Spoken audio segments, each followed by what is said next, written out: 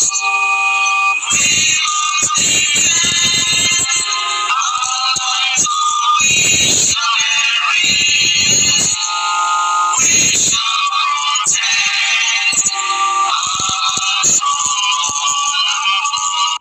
have been saying it that Igbos have sacrificed so much for this country. What are those areas of sacrifice? What is it that is so new to Nigerians where Igbo has made most of their sacrifice in this country? It's no news that Igbo has contributed a lot, 90% in sports in Nigeria. When we talk about the first Nigerian gold medalist, Olympic gold medalist, every hands should be pointing at Chioma Ajunwa. When you talk about the first Olympic medalist in Nigeria in 1960s or 50s, you talk about Colonel Emmanuel Ifajuma. It's from Onitsha. Chioma Ajunwa is from Imo State. Chioma Ajunwa.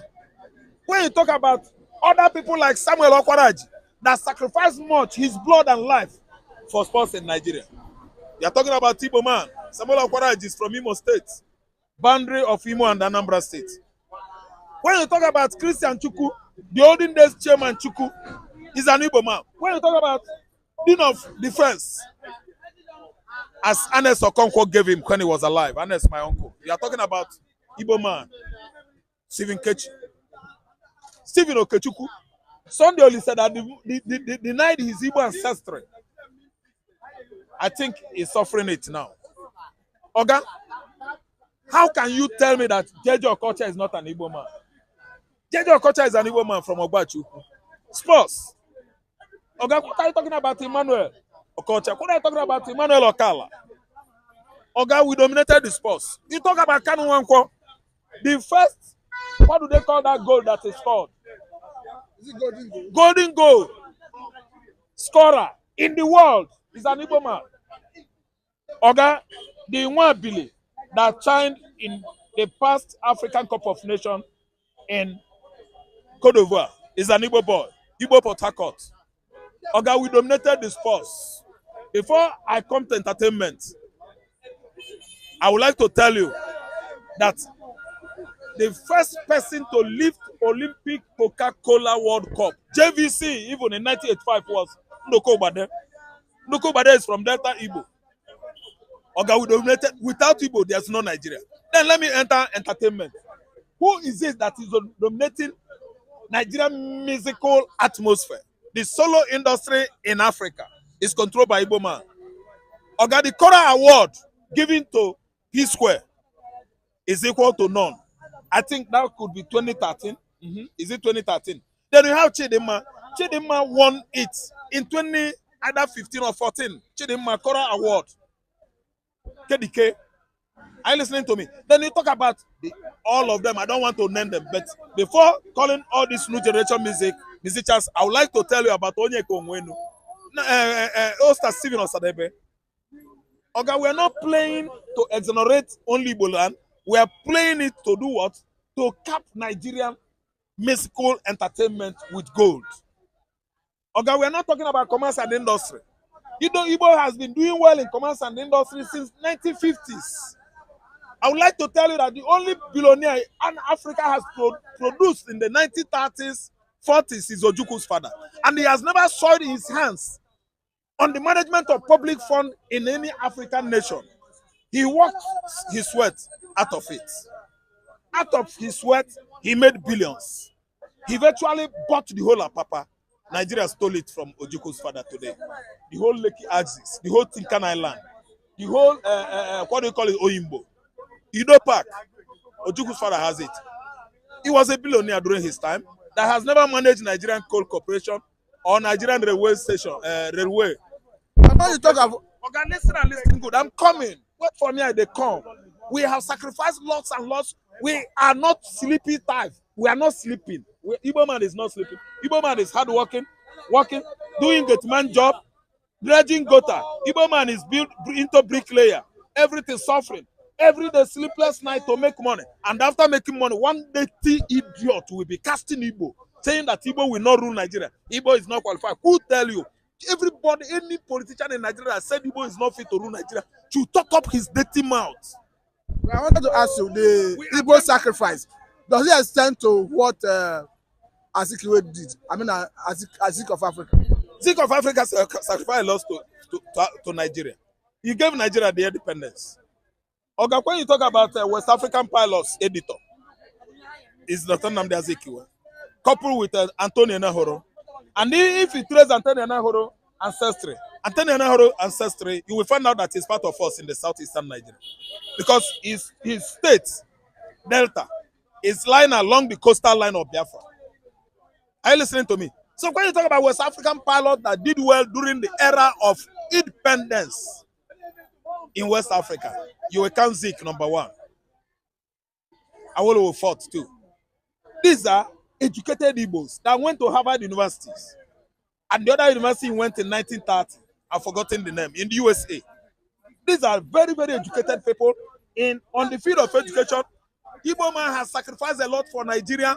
Igbo man has celebrated Nigeria, brought Nigeria to the limelight. Igbo man is a light in Nigeria, and we are shining well. Am I going to just talk about education? Do you know that Chimamanda, the author of Half Yellow of a Son? Are you listening to me? It's Chimamanda Adichie, the first West African professor of mathematics. It's Chikobi, Professor Chikobi. It's from Onitsha. The best computer we are using today that is faster than Bill Gates' computer is Philip Emegbalo. He's an Igbo man. Are you listening to me? When you talk about the first VC of university in Nigeria, the first university in Nigeria is UI, Ibadan. The first VC is Kenneth Onwukadike, professor. He's from Igbo man. He's an Igbo man. Okay, what is it anybody can tell me that Louis Simbanefo has never presided over World Court judge in Hague? Louis Simbanefo is from Umuahia. What are you telling me? Okay, the best Oxford graduate we have in the 1950s, yeah, is Chukwuemeka Odumegwu. He graduated as a black man in Oxford University. And you know how the British held him at the high esteem during his study era, in England, when he was in Oxford University. So what is anybody talking about Igbo? Igbo is overqualified to do everything. Igbo is the 6th richest tribe in the world. Oga, I repeat, Igbo is the 6th richest tribe in the world. Are you listening to me? 6th richest tribe in the world. Okay, and when you talk about tribe of Israel, the Jews, you are giving them number one. Because if Jews could come in, although I know they are, it means that Igbos are the richest in the world. Because of their what? Ancestral connection with the Jews, with Israel. Because all I know is that wherever you go in the world, the richest people, the richest community are the Jews. The Jews rule the world. And Igbos have stronger connection than any other tribe in Africa to the Jews. We are the Hebrews. I don't know whether you understand what I'm saying. Okay, we have sacrificed a lot in the military. The first military head of state in Nigeria is Agu Ironsi. It's from Umuahia. Johnson Omonakwe. Thomas. He was killed for nothing out of jealousness and envy.